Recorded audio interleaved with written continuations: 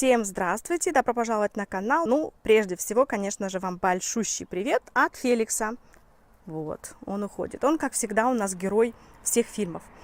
Дорогие мои, сегодня мы с вами приготовим, как обычно, в домашних условиях великолепное волшебное масло и туалетную воду, как вы уже, наверное, все догадались, из лепестков роз.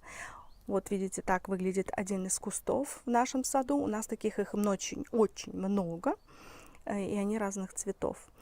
Вот, сейчас мы с вами выходим в кухню и будем делать волшебные процедуры. Ну что, до встречи в кухне. Начинаем приготовление нашего волшебного масла из лепестков розы и также розовой воды. Я, как вы видите, уже собрала у нас в саду вот такие чудесные бутоны роз.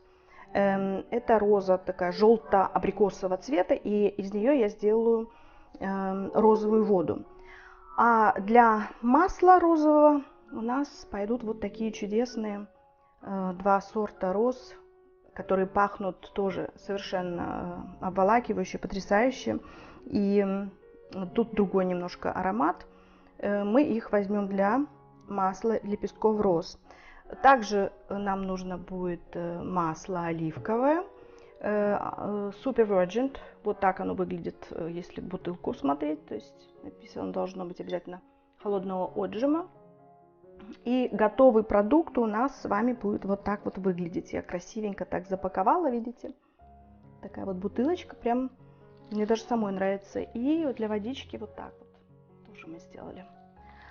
Вот, также нам нужна будет посуда, стеклянные баночки, которые должны будут плотненько закрыться потом. Ну, а теперь давайте приступать к тому, что мы будем с вами обрывать лепестки роз и складывать их в баночку.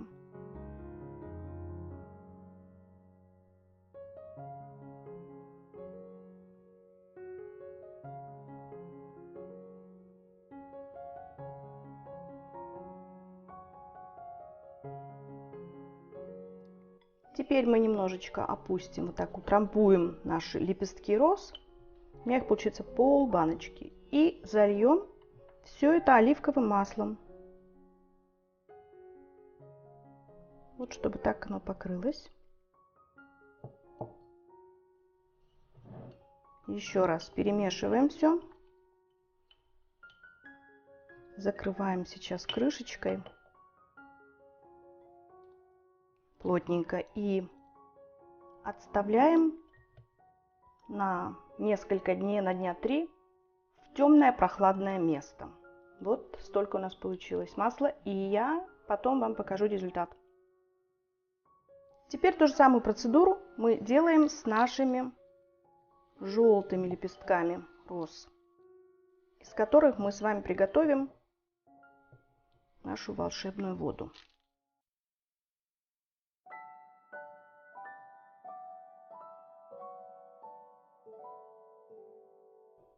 Теперь лепестки заливаем крутым кипятком. Вот так вот. Чтобы они покрыли, чтобы водичка покрыла полностью лепесточки роз. Немножко их, опять же, уплотняем. Вот так вот.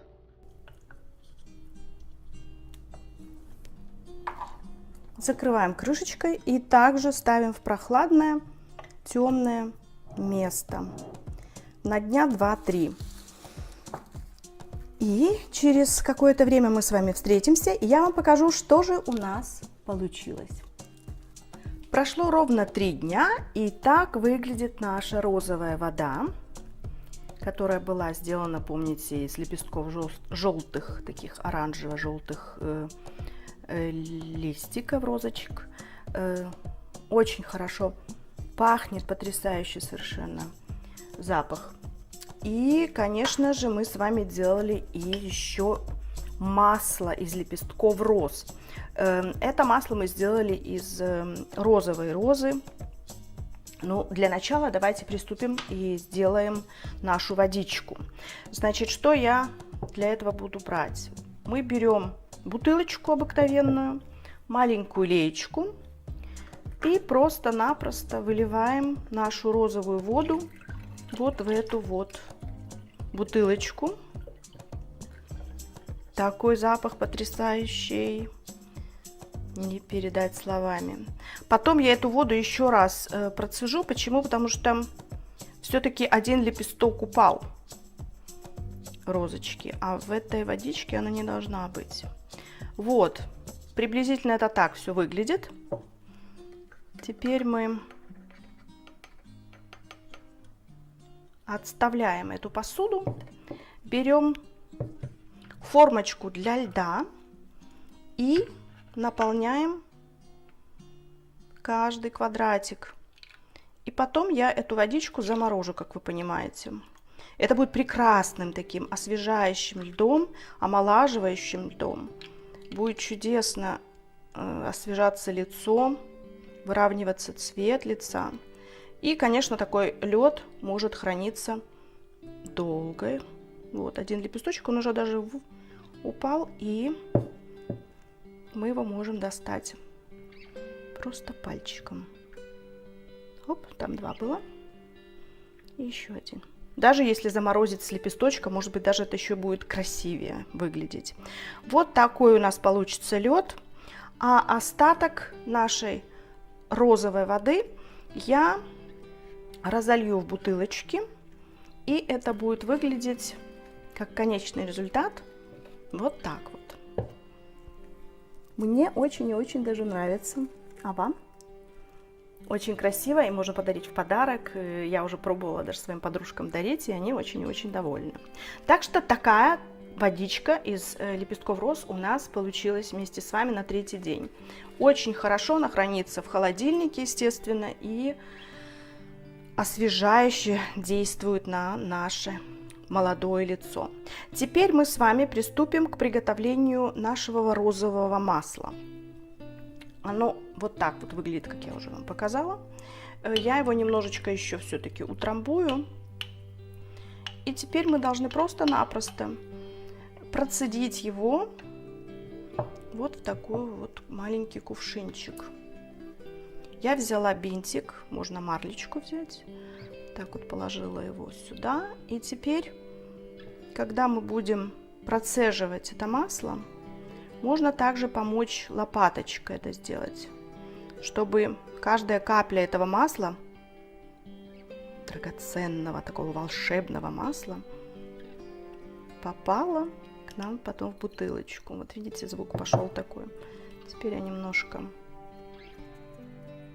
утрамбую. Вот.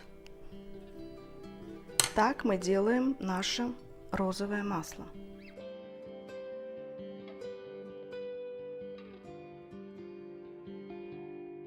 Наше розовое масло готово, пахнет оно совершенно потрясающе.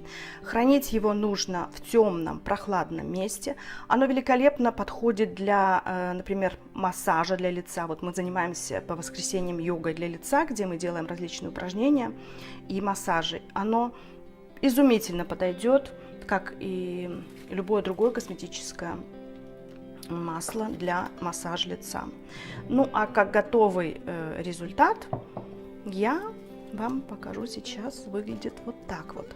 Я это масло переливаю в маленькие бутылочки, красиво, как мне кажется, запаковываю в разные красоты такую бумагу, как-то оформляю по-своему каждую бутылочку. И это великолепный такой презент, подарочек для моих девочек, для моих подружек. Так что, дорогие мои, будьте красивы, молоды, здоровы и ухаживайте за собой, не забывайте о себе. Ну а на сегодня все. Всех вас люблю и спасибо за то, что вы со мной. И до новых встреч. С вами была любящая вас Виктория Андерсон.